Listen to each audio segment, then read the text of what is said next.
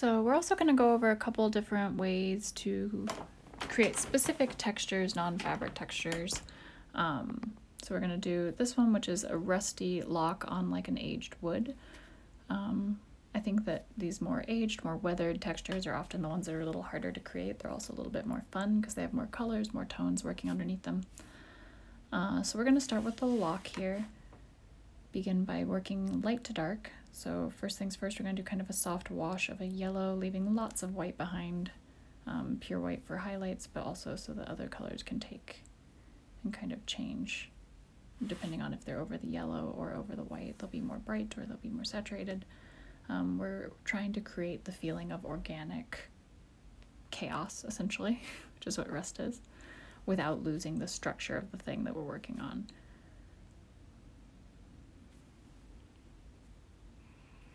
So in painting something like this lock, we're both focusing on the feeling of the texture that is around the lock and how it's treated and stuff, but we also want to make sure you can still tell it's 3D, still portray the light, and the dimension and depth of the piece as well. Going in with a slightly brighter yellow in a couple areas that I know we're going to peek through later. And then this is sort of a reddish sepia tone that I'm mixing up. Everything's wet, so as I'm dipping this in, I've got pretty heavy pigment. You can see it's sort of star bursting, which is helpful when you think about how rust looks. It doesn't have any hard edges. It sort of grows and eats away at things, so it's nice to keep these kind of starburst and soft edges as we're working.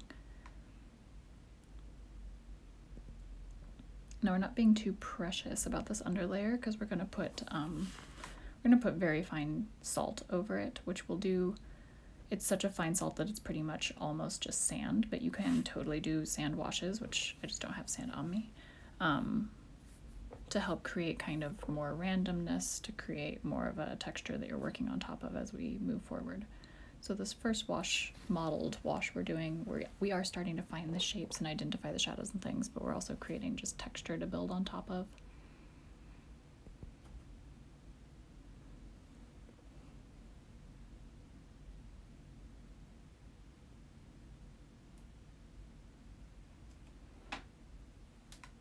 Adding in some areas of this brighter orange tone.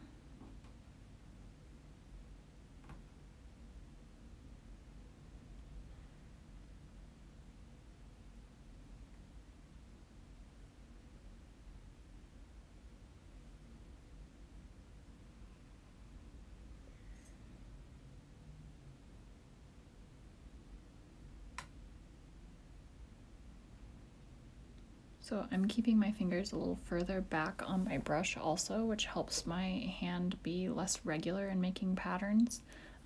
We are very tempted to hold them very tight. It's very nice for doing detail, but if you can back your hand up a little bit, that quaver you get from having less control can actually be really helpful in creating feelings like rust or leaves or anything that's going to have a more organic shape and rhythm to it.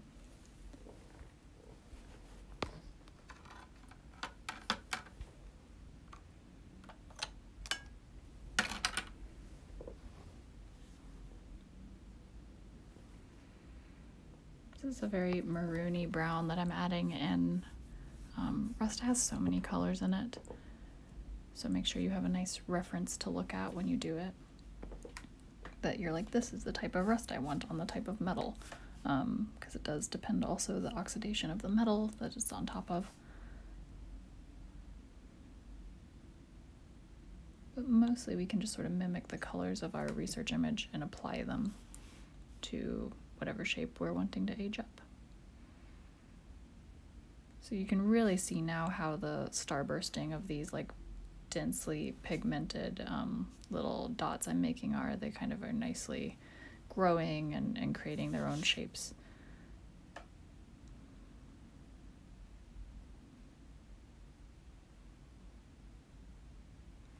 You can still see I've left my white highlights along areas that are raised.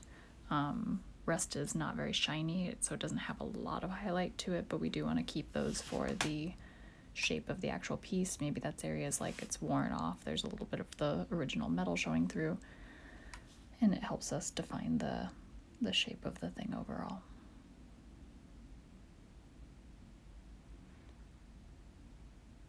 So while that's drying just a little bit, I want to do some of the initial blocking in.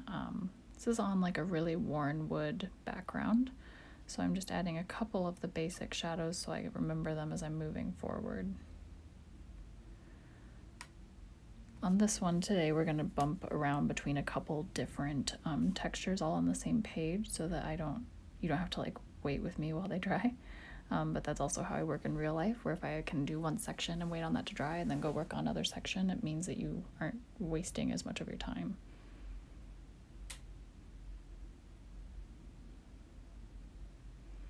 Now I am being careful to not get anything too close to the edge where I wouldn't want it to blur. I don't really mind that down there on the bottom it's kind of caught in the wash, but leaving plenty of space around it here on the top where I wouldn't want this blue color to get into the block.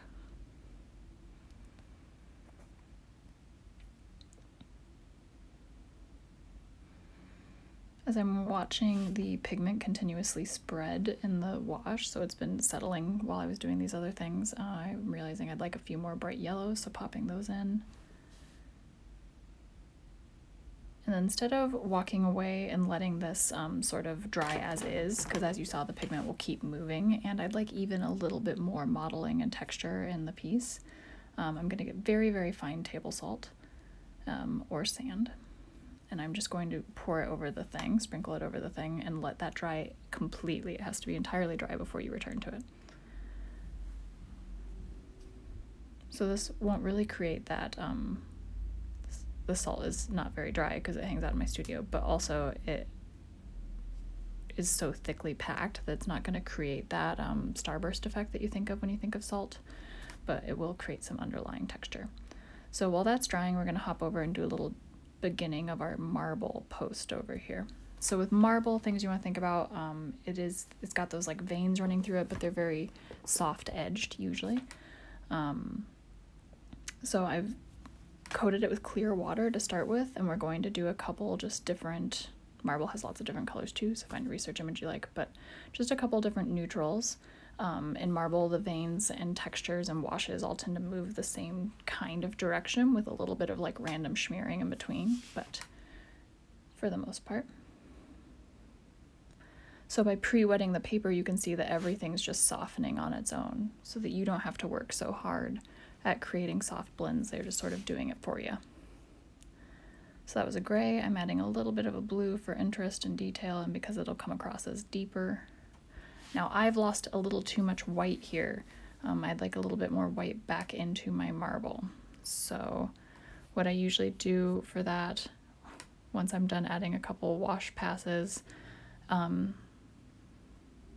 is to crinkle up a piece of paper towel to kind of like a rope and then press it in, and that way you can keep the directionality of the veins that you were painting. You can kind of run it in between them, and it also picks it up in a nice like organic odd way that helps you kind of emphasize the feeling of the marble you're working on. So we're going to let that dry, and we're going to do down here sort of the edge of a fireplace, if that fireplace were granite, the underpainting for that. So similar approach to what we did for the marble. You're going to do a clean water wash. You're just barely dampening the paper. You don't want it to be like standing water, not even really suede wet. You want it to be just a little damp. And then we're going to just use a pretty low saturation couple of neutral tones. I've got kind of a Payne's gray here, a little bit of a sepia, and an umber that I'm just blotting into the water. And you can see it's diffusing so much because of the water on the paper.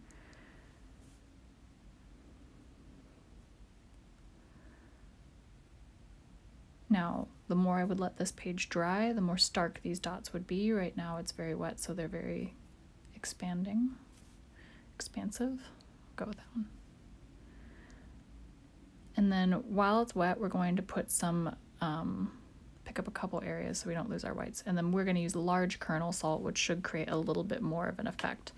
We don't have a standing water bath on this, so you still probably won't get the like starburst, but you'll get a couple areas where you have some more interesting variations.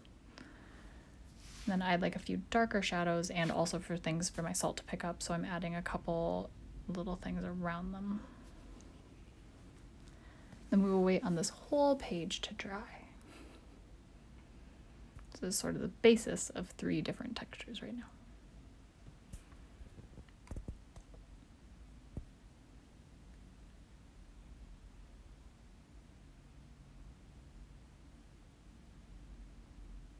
All right. So if we can wait on this whole thing to dry, when we return, we will be able to build up each of these things. We will work on the wood in the background, we will create depth in the rust, and we will add details and specificity to both of our stone tests there. So first thing we're gonna come do, now this is entirely dry, is scrub this all off this. It creates kind of, it can be kind of hard to get out. I've got a stiff brush that I'm using to scrub it off. I've also, you know, you can rub it off with your hand, but as you can see, it smears some of the color and stuff around it. So if you're going to do that, make sure that you don't mind having some like graphite and other things smear. Since some of my pencil lines got away with the salt, I'm picking them up with a kneaded eraser just to clean up my area real quick. You can always use a clean brush to like dust your area, dust any eraser shavings or salt back off too. And then we will start. So I'm gonna go in with some deeper shadows. I've got a bit of a sienna mixed with a red that I want to use to build up just some of my initial blocking in to keep my shape consistent, because you can see I'm sort of losing my pencil lines. So before those get too far away from me, I want to use pretty high saturation and a point to just start to put those back in. I'm not going to put the shadow anywhere where there isn't a shadow later that I'm going to be like stuck with this line. But they will become anchor points for me as I move forward so that we don't just lose the shape of the drawing.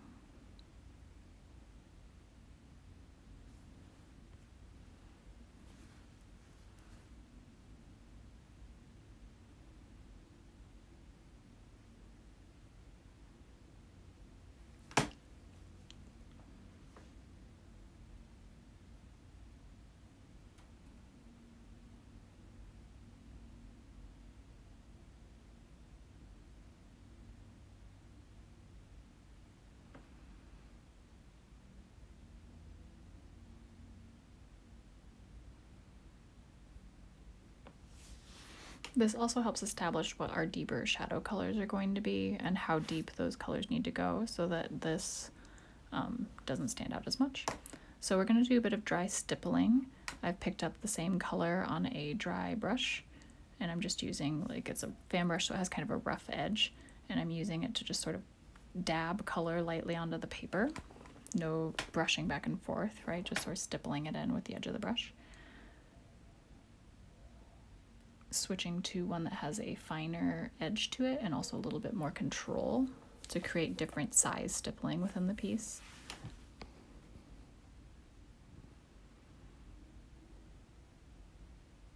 Switching between that more maroony dark color and the orange midtones to create some different layered effects.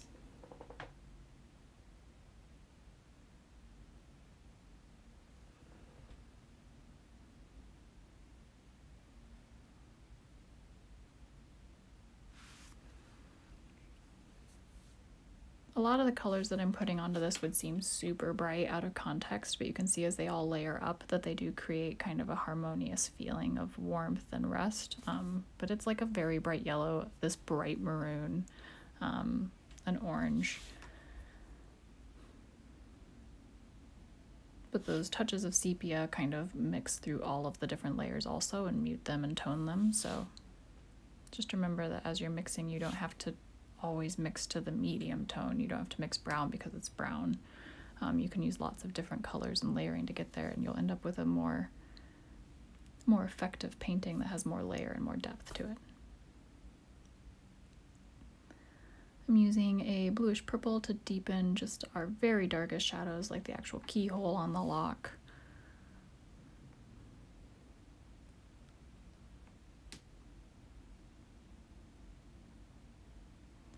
And a couple little random squiggles for that dark color to come also into areas of the rust so that it doesn't seem to just like linger in line work, sort of integrating it.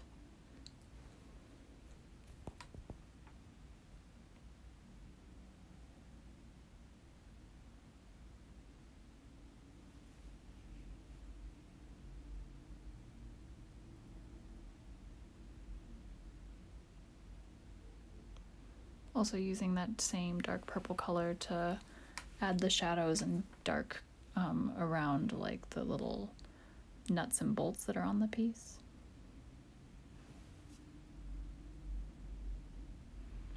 And this blue tone creates more of a purplish brown when it's layered all over all these reds and oranges. So it makes it a nice shadow color because it seems bright, but it comes out with some interest while still being neutral.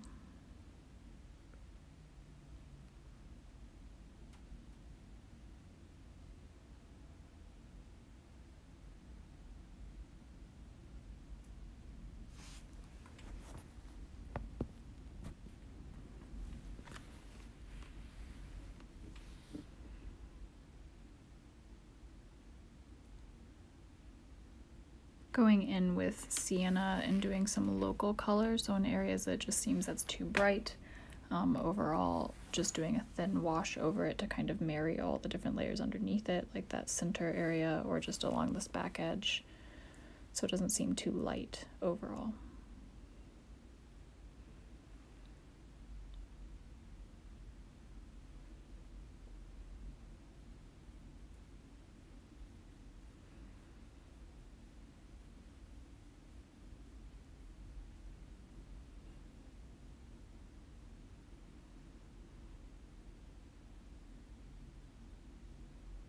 Another pass of deepening shadows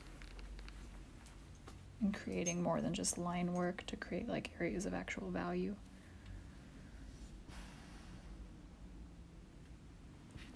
While it's drying, I can start to shape in some of the things around it and give them just a little bit of color for when we come back later that'll be underpainted.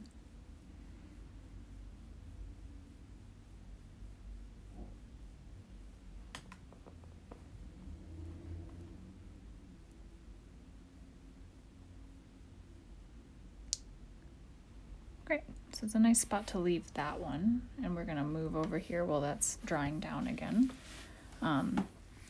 Now that these two underpaintings are dry, we're once again gonna do a very thin wash of water on this. We don't want it too wet. This is a little too wet as it stands, because we're gonna do the more specific veining. So in marble, sometimes there's some veins that actually are specific, some veins that aren't. Once again, pulling out my whites so that those stay bright.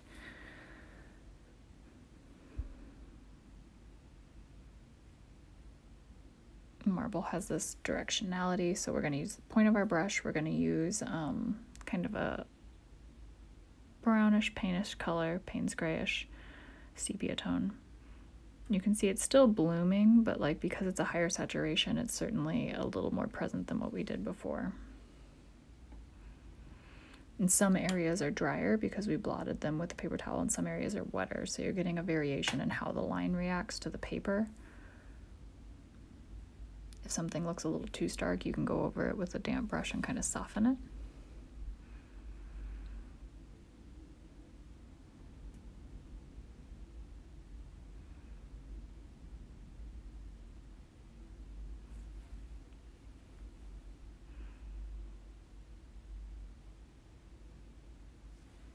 And a few areas just softening it with some clean water and knowing that it's going to dry a little paler, right?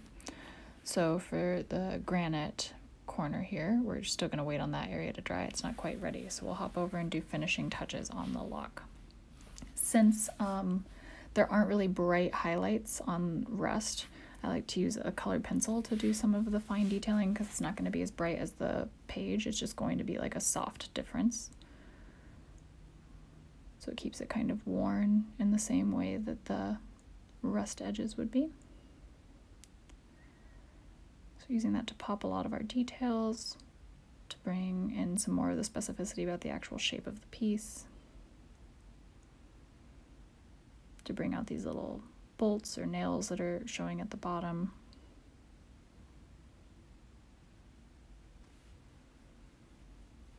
That little highlight around the keyhole also pushes the contrast. It draws our attention there. It shows us the depth and difference.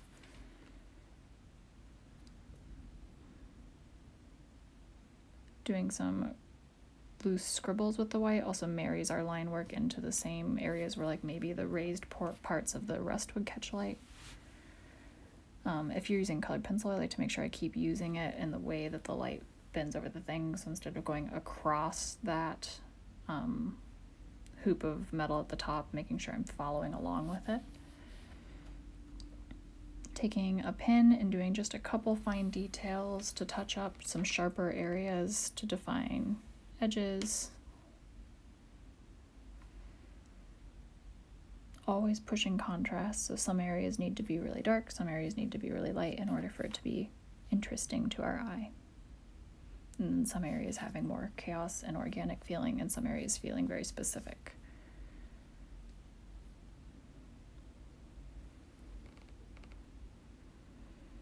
So now that that's got some finishing touches on it, we will brush the salt off the granite. You can see it's given it, because it was pretty dry, a very soft salt treatment. It's just got a little bit of a mottled texture.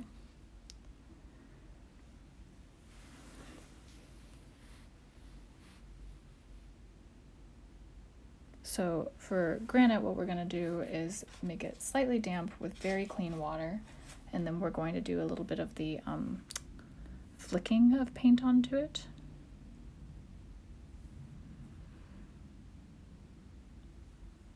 So we'll do one final pass on the marble before we go back down to the granite. Clean water wash.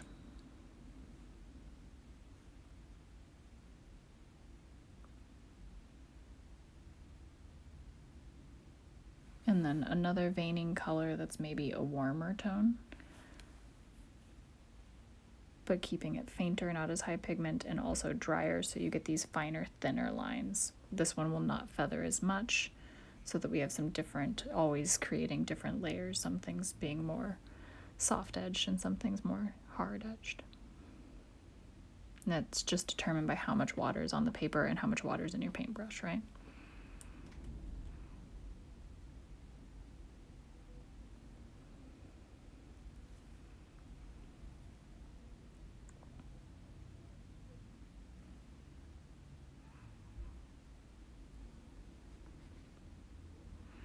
Now, what we've been focusing on is the treatment of the texture and the color of the marble, but in order to make sure that this piece still reads as 3D, that it is a post, we also want to kind of make sure we describe the dimension and shape of that. So I've got a cool blue tone that lives within the same world as the colors we used on the marble, and I'm using that to shade down one side and show how these different little textures on the base reflect light.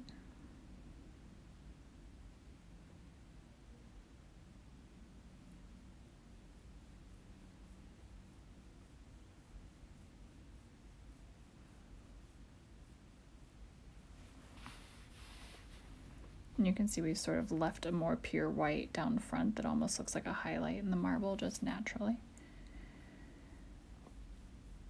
Now with the granite, we've let that clear water wash that we're going to put on it sort of soak in a little bit. We don't want it to be too damp, or it's going to spread too much. So you can always do a test on a piece of scrap if you've been, doing the same colors and the same treatments. You've been doing it a lot on your scrap paper before you hit the real paper. That's always a good spot to see, like, how wet do I want this before it spreads. So you can see I've got the same fan brush because it has that stiffer bristle, so it makes it good for flicking paint. You can always mask things out if you don't want it to go over the edge. Or you can lay a piece of paper over it. That created a really soft feeling because the paper was already kind of damp underneath it, so it's got a nice diffused soft feeling. We're also going to do a little bit of dry brushing, which will have more saturation than flicking paint. So we're just using multiple passes with different ways of application to create layered texture.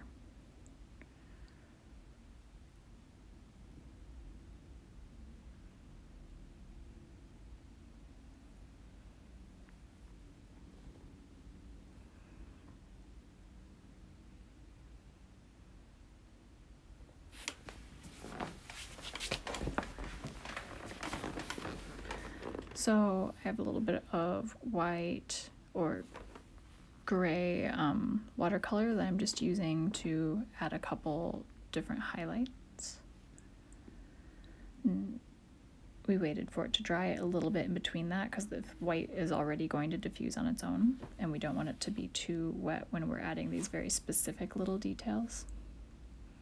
These ones we're moving continually towards like more specific, more detailed.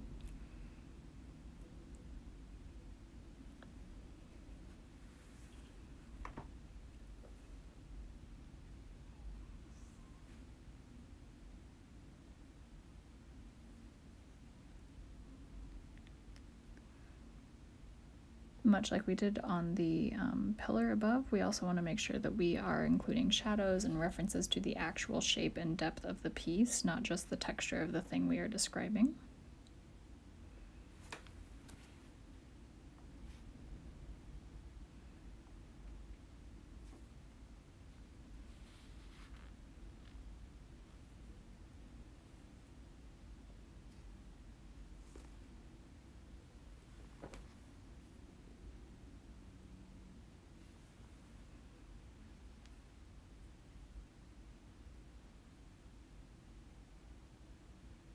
So using a little bit of a blue to push in the different layers is like a stepped fireplace edge. So once again, we waited on everything to dry. Everything on the page is dry. We've stepped away from it. We've come back. Or we've used a blow dry. So we're going to start kind of looking at adding in this wood grain for the back of this. So when we're doing wood grain, I'm going to say it again, find a research image that you really like for the colors and tones that are in it, because everyone thinks wood is brown, but wood has like 500 million colors to it. So first things we're going to do, I've already got those different colored shadows kind of based in there. We're going to wash over the whole section with a little bit of a burnt umber. We're keeping the wash very wet and standing water so we can kind of move it around, but also because we're going to go through and bruise it with a stylus or do an impression in it, whatever you want to call it. And that works best the wetter the wash is.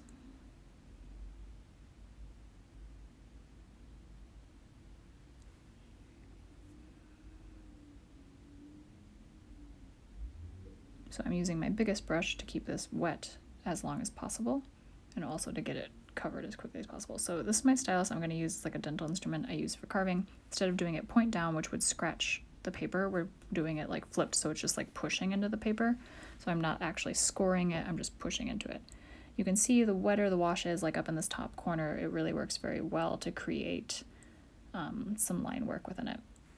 When you are doing woodwork, remember that all of the grain kind of runs the same way, but they are not perfectly parallel. There's a little bit of organic trimmer in between them. That's how you get these more interesting areas around like whorls in the wood or knots in the wood.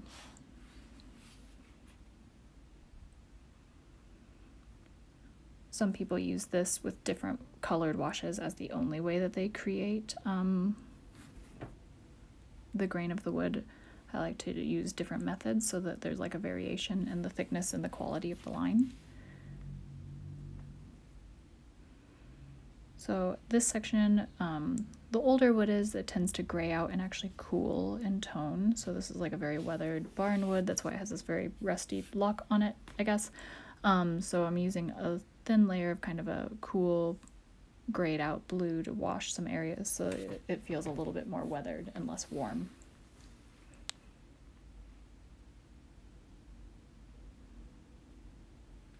It also helps create the difference between the different panels of wood. So we know that right behind the lock is, it's a different panel on both sides. So both panels will have a slightly different color now. This is a little bit of a maroon wash. It's all still wet, so it's all blurring together nicely. You can also do this dry and wait on them to dry in between and keep layering colors as long as you keep them fairly low saturation. I've gotten a little bit of a rubbing alcohol so that I can use this to create some highlights that also follow the wood grain. I'm using my flat brush because it gives me a nice hard line. You can see how it just sort of pulls out a couple different highlights. It's pretty faint, but it's a nice way to add just a little bit of subtle texture in. It works the best where there's a wetter wash. As soon as it starts drying, the alcohol doesn't have the ability anymore to push the water and the pigment out of the way because it's the water it's reacting to. So you can see it works really well up in that right hand corner, but not as well where it's drier down on the bottom.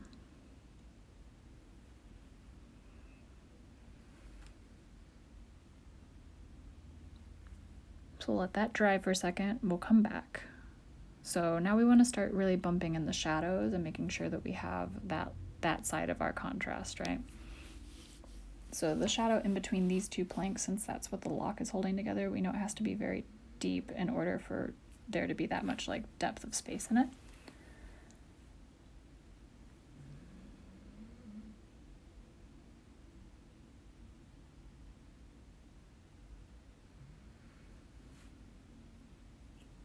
So I'm using a blue and then a purple to blend from the blue into the warmer tone so it doesn't turn green.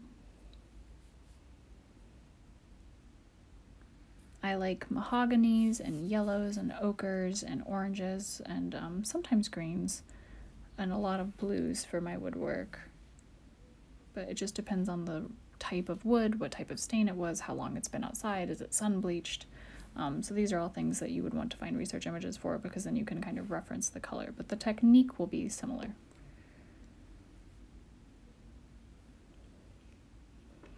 So this is sort of another division. It has like a rough edge in between the two planks. We're also creating a shadow to fall behind the lock so that it feels like it's in the foreground and this is pushing the wood so it's receding into the background. To add more grain in, I'm using purples and some siennas and a fine point. And then I'm using a little bit of ochre to do washes over grain areas to warm them up for where light might be hitting.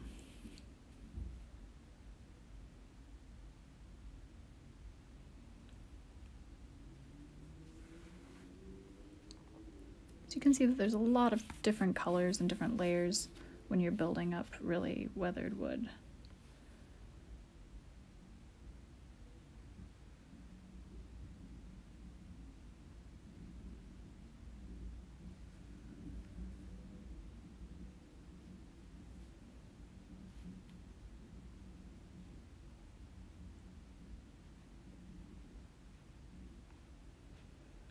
When you're working in wood or anything that has a grain like this, once again, try really hard to keep your brush consistently moving in the direction of the grain. Once you start going against it is when you start losing the texture that you've created. So as long as your brush is sort of moving with grain and moving in the direction of the plank, all these different layers will sort of go together and you won't entirely obscure anything from underneath. But if you start going side to side, it can get very muddy pretty quickly and you'll lose that feeling of rhythm that we think of when we think of wood.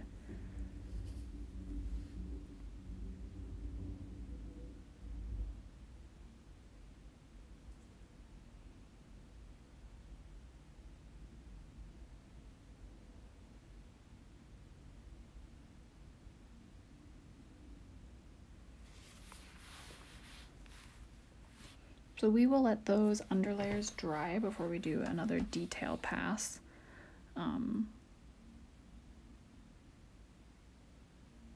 Because it will be continually bumping up the contrast in the piece, but we will also be wanting to make sure that we emphasize the grain. So I'm choosing a couple areas to pick up with a paper towel so that some areas seem a little more weathered. And giving some definition just to this particular break in the wood where the lock is coming through.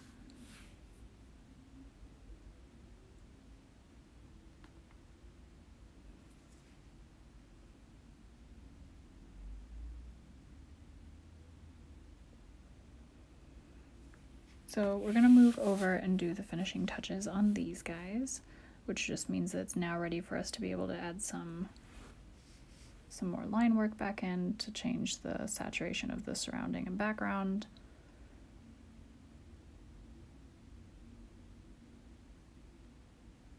Add maybe one more pass with some heavier saturation and some darker colors.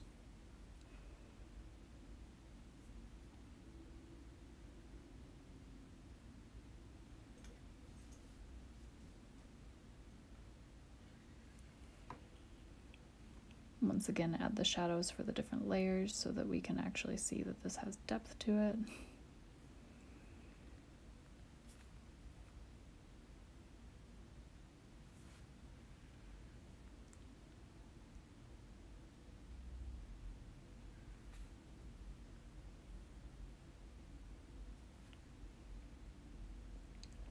Got white gel pen just to do a couple very fine highlights along edges where they might catch the light as they come forward and to emphasize our contrast.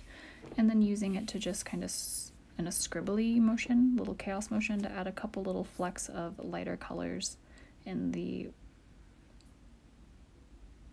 stone itself, and then to emphasize this center highlight on our marble column.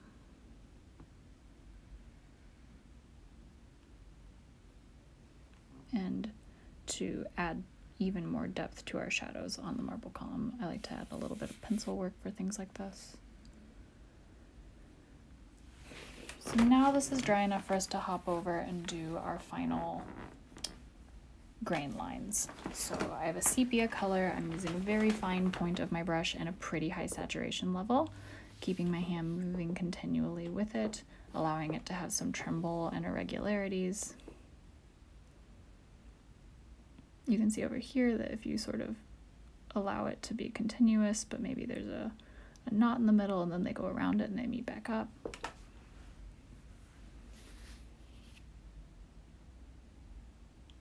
Because you could do all the line work first and then wash over it, so that's what we'll use that one to demo. Two different ways of getting it done. So still using that sepia tone, mixing it a little cooler on this side, but still heavy saturation. I'm not going over the bruise lines we did before. I'm allowing those to show through, so that gives us already, you know, 2 or 3 different colors of grain lines that are pulling through. If I happen to go over one, that's fine, but I'm not doing it on purpose or intentionally.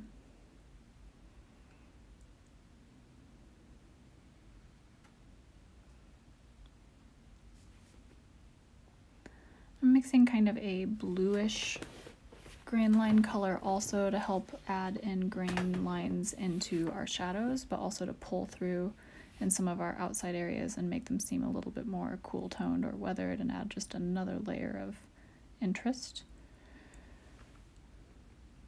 It's a nice way to add a shadow behind something or add depth to something without just doing a wash over it, which might kind of obliterate some of our textures we built up. Choosing just a couple grain lines between them to do with a white colored pencil to pull them forward. It's not very obvious, it's very subtle, but can kind of help us describe what's happening. And there we go. This is a couple different textures. I just real quick want to do a wash over this middle portion so you can see how if you do the grain lines first, you can always build a wash over it and use that to create the wood tones very simply also.